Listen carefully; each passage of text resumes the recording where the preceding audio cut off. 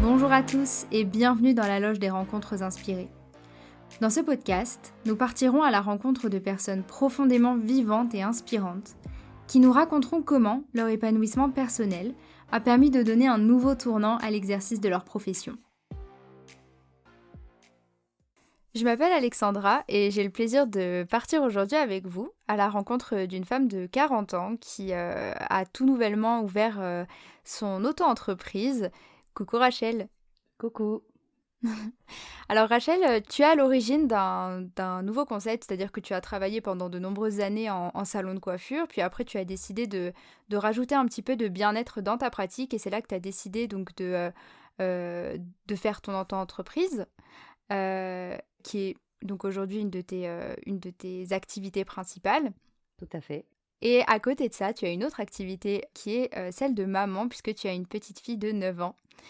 Donc, est-ce que dans un premier temps, tu pourrais nous parler de, du coup, ton parcours professionnel et qu'est-ce qui t'a mené à monter cette entreprise?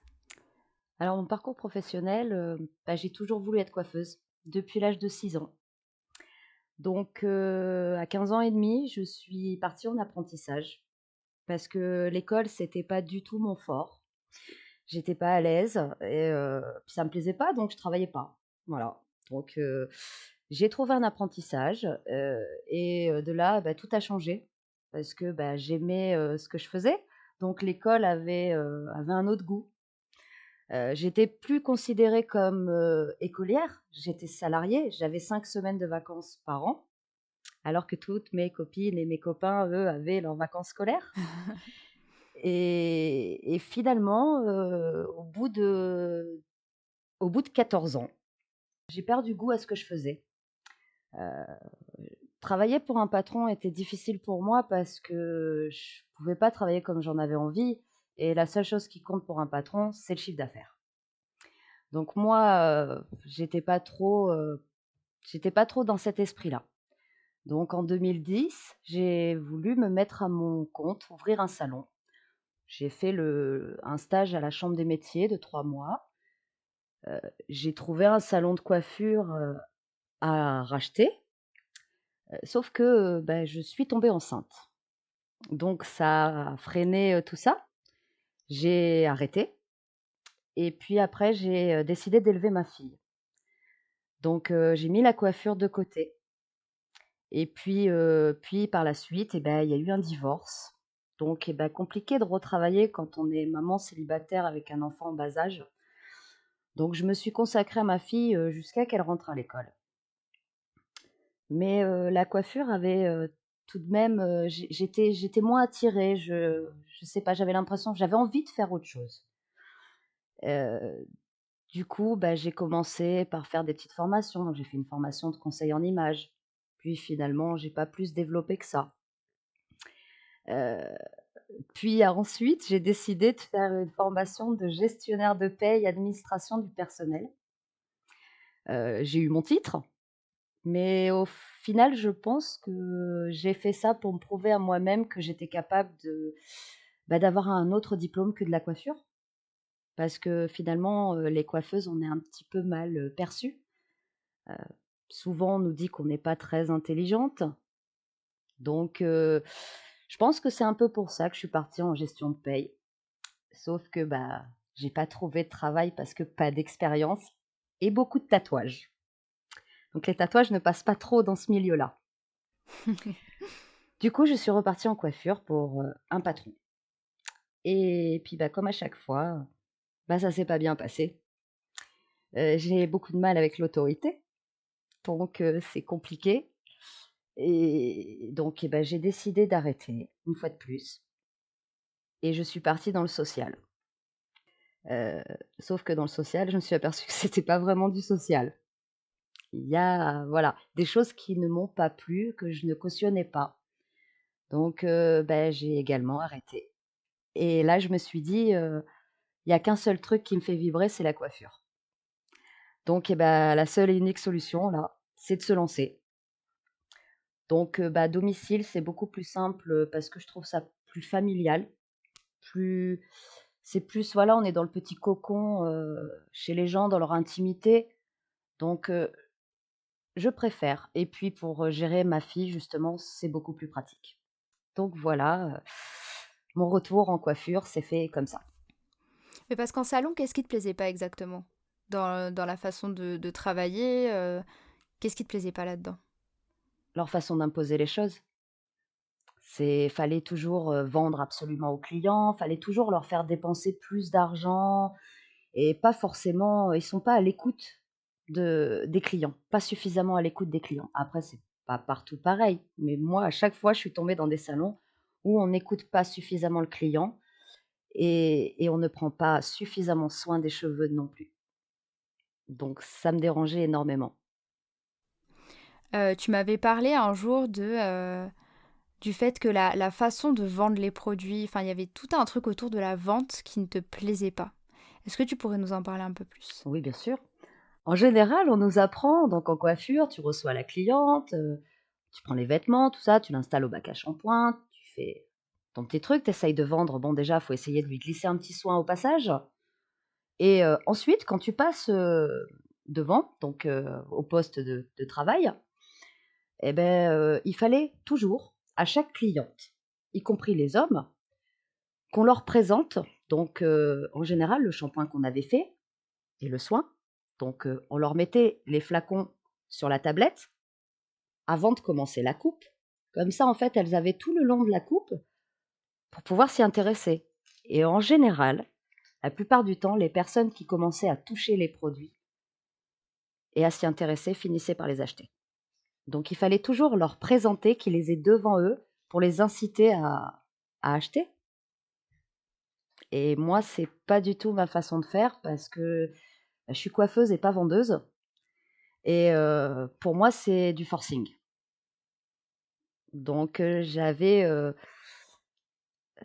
du mal à faire ça, même si à une époque je vendais beaucoup parce que, bah, il y a la carotte au bout, hein. Plus on vend, plus on est payé. Donc bon, bah, j'aurais vendu un j'aurais vendu un shampoing antipelliculaire à quelqu'un qui avait pas de pellicule à l'époque, hein. Ça m'aurait pas dérangé à ce moment-là. Mais mais après finalement, ça a changé et non, je suis revenue en accord avec moi-même et je n'arrivais plus à vendre comme ça. Je vendais quand on me demandait, mais pas en imposer aux gens. Un jour justement, ma patronne me reprochait de ne pas suffisamment vendre. La plupart de ma clientèle étaient des personnes à faible revenu. Donc j'ai présenté les produits à la cliente et je lui ai dit que si elle voulait les acheter, elle pouvait les avoir moins chers chez le grossiste. Donc ça n'a pas plu à ma patronne. Elle m'a demandé ce que je faisais, donc je lui ai dit que je vendais les produits, mais à la hauteur des moyens des gens. S'ils voulaient se les acheter, ils pouvaient très bien aller chez le grossiste, ils gagneraient un petit peu par rapport à nous. Et ça n'est pas bien passé du tout. Et est-ce qu'il y a eu un déclic où tu t'es dit, mais non, mais là, faut que j'arrête ce métier, c'est plus possible. Le dernier salon où j'ai travaillé. Le dernier salon, c'était une chaîne et et pour moi, il y avait, aucun respect entre les collègues. C'était chacun pour soi. Moi, je suis seule avec une enfant. À l'époque, elle avait, 6 ans et finalement, ma fille était élevée par, quelqu'un d'autre et moi, je travaillais pour payer la nourrice. Donc bah, j'ai dit: «Stop» parce que j'étais pas épanouie, je retombais dans la dépression et ma fille me reprochait de plus me voir. Donc là, ça a été stop. Et du coup, tu as décidé d'intégrer un peu le bien-être dans ta pratique aujourd'hui. Qu'est-ce qui t'a ouvert à ça, à cet aspect du bien-être? Notre opticienne, favorite, ma rencontre avec Fanny a été un très, très gros, déclencheur. Voilà, elle m'a ouvert les yeux. Parce que voilà, c'est véridique, elle m'a ouvert les yeux. Donc c'est pour ça que j'ai décidé de travailler plus en accord avec moi-même, finalement. Et qu'est-ce que tu as appris, sur toi? Est-ce que, la spiritualité, ça t'a aidé un petit peu à te connaître, à te comprendre, à savoir, vraiment comment, répondre à tes besoins? Parce que là, tu as intégré du coup le bien-être dans ta pratique et comment ça t'a aidé à savoir exactement ce que tu voulais et intégrer dans ta vie? parce que je suis plus épanouie et que j'ai envie de le faire. Je suis plus à l'aise avec ce que je fais et je fais moins de bêtises aussi, on va dire. Voilà. Par exemple, dernièrement avec des couleurs, chimiques, il y a eu, des réactions, avec les cheveux. Justement, pas forcément comme on voulait, soit la couleur ne prend pas du tout comme on le veut ou ça vire ou enfin, un petit truc toujours qui dérange et je me suis rendu compte qu'en fait, ça faisait justement pas partie de mes valeurs parce que c'est du chimique, c'est agressif, ça agresse le cheveu donc bah, c'est des signes pour me faire comprendre que quand je travaille, en accord avec mes valeurs, tout se passe bien. Ah, c'est intéressant ça. C'est vraiment ta vision de même des produits en fait que tu utilises qui a changé. Oui. Ah oui, totalement. Je ne veux plus travailler avec de l'ammoniac. Et je souhaiterais dans les mois à venir, partir dans du végétal, complet. Je me demande même si, par la suite, je vais continuer à pratiquer, des techniques sur les cheveux, pour les colorer. Je suis pas certaine parce que ce que je recherche, c'est vraiment, le bien-être du cheveu Mmh. et je trouve qu'on l'agresse beaucoup trop. Ça reste, vivant, le cheveu. Donc on prend soin de nous, pourquoi on prendrait pas soin de nos cheveux? Et du coup, aujourd'hui, comment tu arrives à apporter du bien-être aux gens? Parce que je les écoute déjà. Je fais ce qu'ils ont envie d'avoir, quand c'est possible. Je leur explique, mais je leur impose pas, «Ah bah non, en ce moment c'est, telle tendance donc il faut faire ça». Heu, je vais être en accord avec eux puis, bah, en général, souvent ce qu'on me dit, c'est que je suis plutôt à l'écoute et là, en ce moment, je suis en train de mettre en place, bon, un massage crânien, simple que j'ai déjà mis en place, que tu as essayé. Tout à fait. Excellent massage. Merci et au mois d'avril, là, je fais une formation de crânien shiatsu et j'aimerais, ensuite, heu, pratiquer la coupe énergétique vibratoire qui se fait avec un rasoir. Donc on commence par le massage crânien shiatsu, puis on continue par la coupe et ça permet aux gens bah, de débloquer certains blocages qu'ils peuvent avoir. Ça relance les énergies au niveau des méridiens.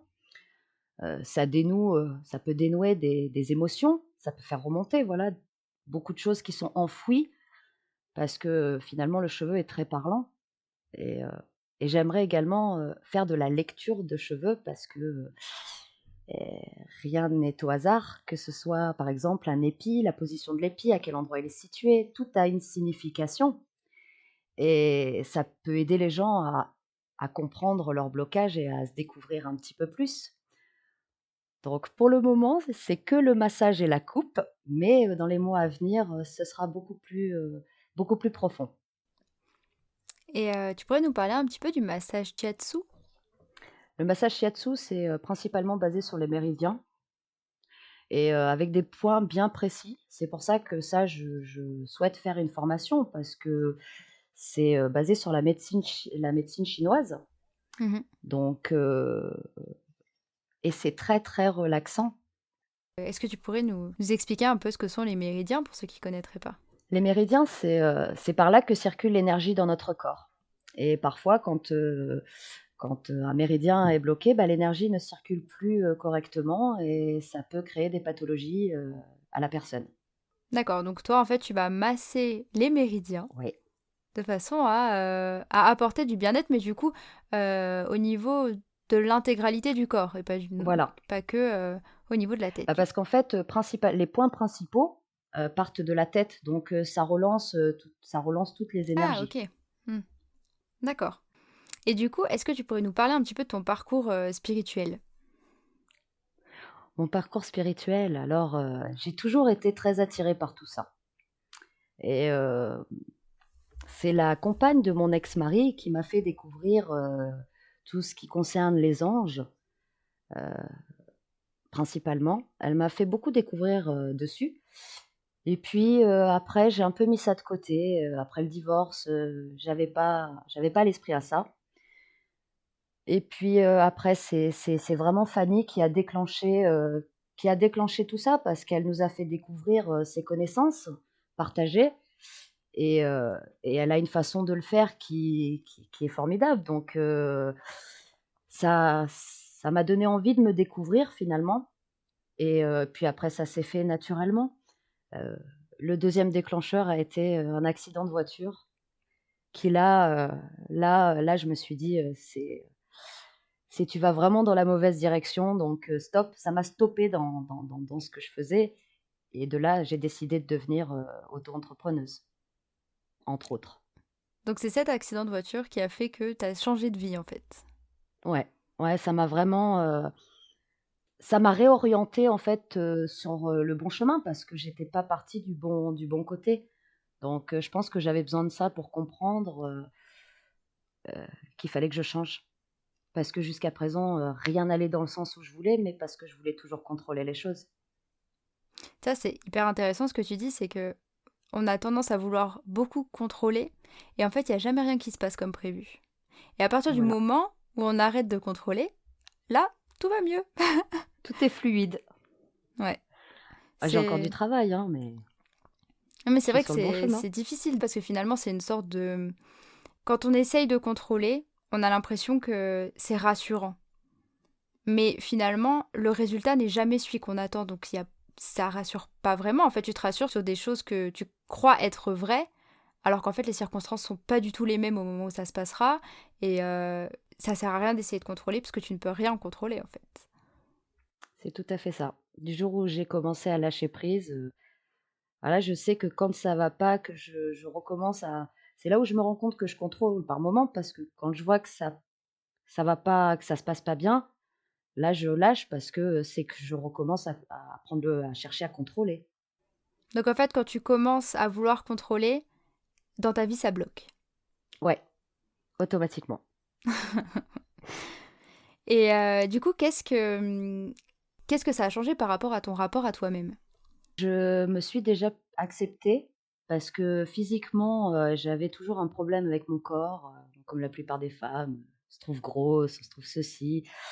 Je me pose plus la question de ça. Ça me dérange absolument pas de sortir pas forcément super bien coiffée.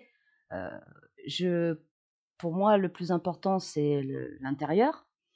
Heu, j'ai un peu plus de confiance en moi, mais j'ai encore du travail là-dessus et l'amour pour moi également, j'en ai plus, mais j'ai encore du travail aussi dessus. Et par rapport à ton rapport aux autres, est-ce que ça a changé quelque chose? Oui, j'ai appris à accepter que les autres pouvaient avoir des opinions et des choix différents, des miens et qu'on ne peut pas obliger les gens à aller dans notre direction. On peut très bien se côtoyer sans forcément avoir les mêmes avis. Faut accepter les différences. Oui, puis finalement, d'avoir des avis différents, ça peut être super enrichissant dans une relation. C'est vrai que dans la spiritualité, on aurait tendance à se dire, «Oui, mais si on n'a pas les mêmes avis, ça veut dire qu'on vibre pas pareil et donc du coup, il faudrait peut-être, ne pas rester avec ces gens-là». Alors que je pense que justement, les gens qui pensent pas de la même manière que nous peuvent nous apporter beaucoup et en plus, ça nous permet de travailler. De travailler sur nous, de travailler aussi, sur notre rapport aux autres, comment on accepte aussi les différences, Tout à fait, puis on est quand même, je sais plus combien de milliards sur terre, donc nous tout seuls, on n'est rien, hein. Après, j'ai compris également que, bon, par exemple, par rapport, je vais donner un exemple.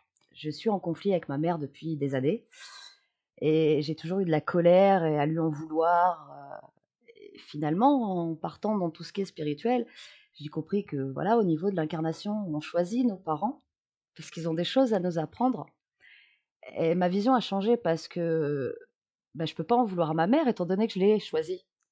Donc ça veut dire qu'elle avait des choses à m'apprendre. Donc j'ai pas totalement pardonné, j'ai encore un peu de travail à faire là-dessus, mais j'ai arrêté de mettre la faute sur les autres, en fait, entre autres. J'ai compris que tout ce qu'on vivait, on l'avait choisi. Je pense que jusqu'à présent, je me victimisais, beaucoup. Pourquoi moi? Pourquoi ça m'arrive? Pourquoi encore moi? Et finalement, aujourd'hui, je me rends compte qu'il y a pas forcément eu de mauvaises épreuves parce qu'on en ressort gagnant à chaque fois. C'est ou une leçon ou une bénédiction. Donc après à nous de pas oublier la leçon et d'en retirer les conclusions aussi. Mmh.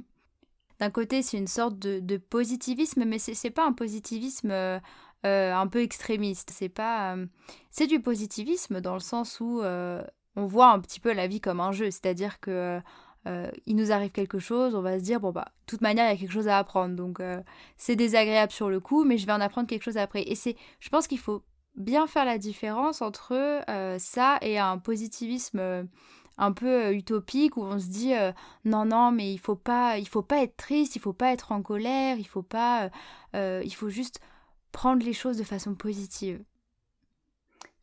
Oui, tout à fait. En fait, je pense qu'il faut juste les accepter.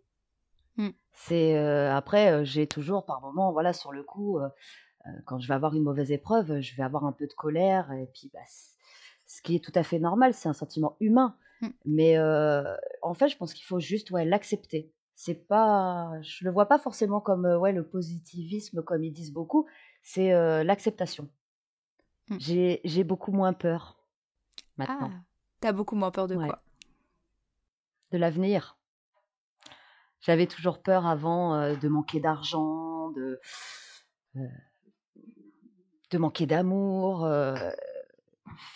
de manquer d'amis et finalement, heu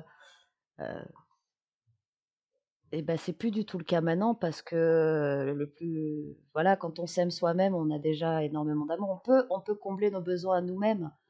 C'est, je sais pas trop comment expliquer, je pense on se suffit à soi-même, heu, on n'a pas forcément besoin des autres pour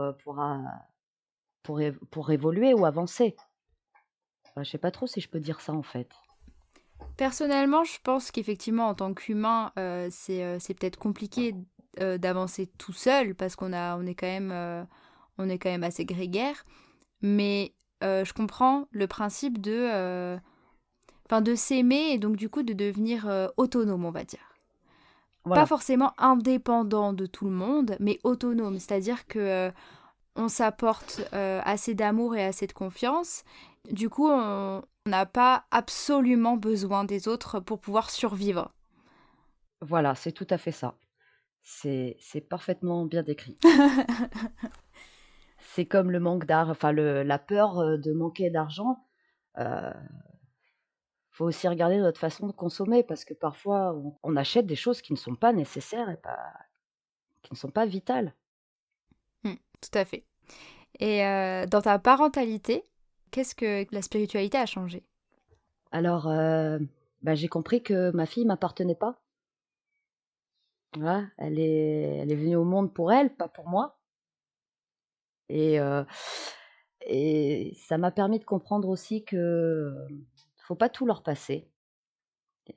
J'avais tendance à combler un peu suite au divorce et à pourrir ma fille, à lui acheter, tout et rien, des choses inutiles et bah, ça a changé parce que maintenant on consomme différemment et je l'étouffe moins. Je suis moins sur elle, tout le temps, à lui dire: «Fais ci, fais ça comme ça», faut qu'elle apprenne d'elle-même. Donc après je lui explique les choses, mais je lui impose pas, mes choix et je suis plus cool, on va dire. Je suis plus cool et elle le vit mieux, je pense, elle le vit bien. Parce que même au niveau scolaire, ça a changé. Je pense que je voulais la mettre dans je voulais qu'elle rentre dans des cases comme la plupart des enfants avant et c'est plus le cas maintenant. Comme je lui dis, faut être toi, faire ce que tu aimes, ce que tu as envie et ne pas se préoccuper du jugement des autres. Ouais, je pense que je suis plus ouverte, en fait. Par exemple, je suis quelqu'un qui m'énervait facilement, pas de patience du tout, et je l'ai malheureusement, bah, ma fille était comme moi, hein et maintenant quand elle fait une crise parce qu'elle n'arrive pas à faire quelque chose et ben je suis plus calme et je lui dis, je lui explique parce que souvent elle se vexe, parce qu'elle n'arrive pas à le faire et comme je lui dis: «On n'arrive pas à faire les choses du premier coup. C'est pas parce que tu n'y arrives pas maintenant que tu y arriveras pas plus tard et puis, on n'est pas parfait, on peut pas arriver à tout faire. Il y a des choses qu'on fait facilement et d'autres moins. Donc j'essaye de l'apaiser comme dans ce genre de moment, par exemple. Et quand tu dis que tu as pris conscience qu'elle n'était pas à toi, comment ça se manifeste? Bah, je la laisse faire ses choix. Avant, j'avais tendance à faire les choix, à sa place. Maintenant, c'est différent, je la laisse choisir comme là, en début d'année, au mois de septembre, elle voulait faire de la musique. Moi, j'ai toujours rêvé de faire du piano, mais elle l'a jamais su. Ça, j'en avais jamais parlé et au club de gym où elle est, il y a, piano ou guitare et moi, je pensais qu'elle allait partir, vers la guitare et c'est elle qui a choisi et finalement, elle a décidé de faire du piano. Donc je l'ai laissée et j'ai accepté et elle est, parfaitement épanouie là-dedans et elle est super douée. C'est génial. Oui, c'est ça, c'est que quand tu laisses l'enfant prendre, mais elle est jeune en plus, elle a 9 ans, mais quand tu la Ouais, laisses prendre ses décisions, en fait, ça lui permet de s'épanouir dans quelque chose et de montrer sa créativité. tout à fait. Ça, c'est génial. Du coup, on va se rapprocher petit à petit de la fin de cet épisode. Est-ce que tu aurais un dernier mot à dire à ceux qui nous écoutent? Bah, il faut faire ce qu'on a envie, ce qu'on aime et se faire confiance. Faut vivre pour soi, pas pour les autres. Voilà.